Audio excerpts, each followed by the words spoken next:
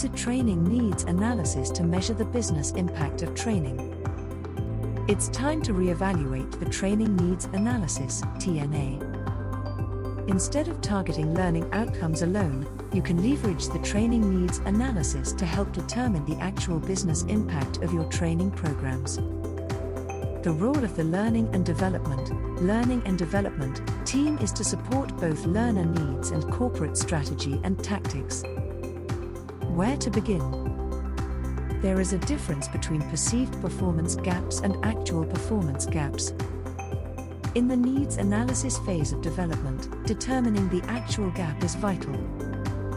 In order to identify that gap, learning and development teams should work with stakeholders to identify desired business outcomes and then determine how they can measure the impact of training on those outcomes. With the speed of business we're experiencing in 2021, traditional training solutions like face-to-face training are less likely to be the most appropriate solution. Micro-learning, performance support and informal learning, the backbone of a healthy learning ecosystem, are vital for effective training solutions. The limitations of the classic training needs analysis approach. This approach to the training needs analysis identified desired business outcomes but didn't consider how to measure the impact training had on those outcomes. These are the vital elements for training needs analysis in 2021. 1. The business case. The business case includes information like an analysis of the problem, the purpose and descriptions of the training, and, most importantly, the expected business impact of the training. A summary that explains the purpose of a proposed training solution. This summary acts as a microscope that focuses both the training needs analysis and development efforts. It shouldn't consist of general statements like, improve negotiation skills. 2. Performance metrics.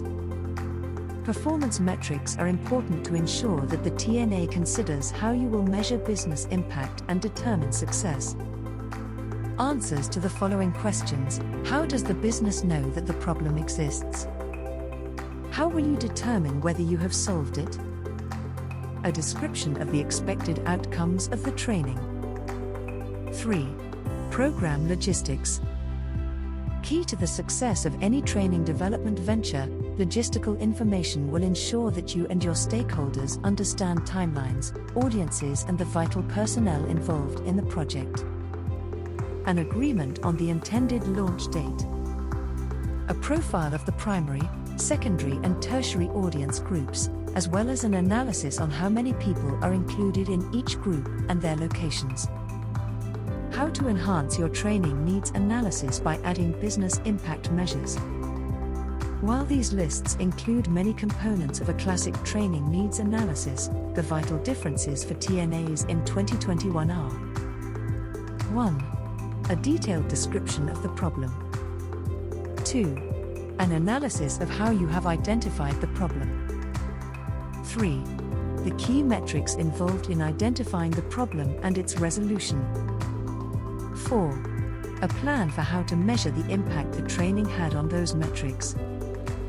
As business leaders identify problems for which training is a possible solution, it's important to align the learning and development metrics with the business metrics. Doing so requires going beyond metrics like learner reaction and number of registrations and focusing instead on the changes you see after training. Therefore, the LAND team needs to include in its TNA a plan to collect customer retention and business leakage metrics before and after training solutions are in place. That way, it can measure the training program's true impact on business outcomes.